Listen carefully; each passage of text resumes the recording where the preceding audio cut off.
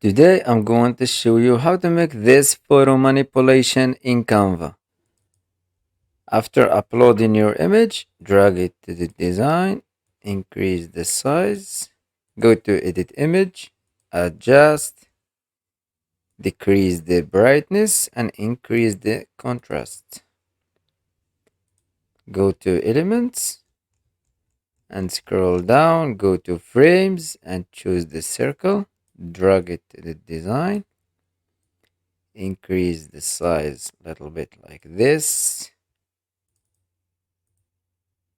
and drag the second image inside the frame. Go to edit image, adjust, increase the brightness and increase the saturation. Go to elements again and type neon portal graphics and choose anyone you want from this. Let's use this one.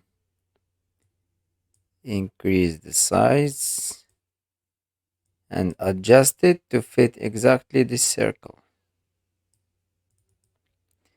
Go to uploads again and click in this image again. Increase the size to fit the frame. Edit image and remove the background.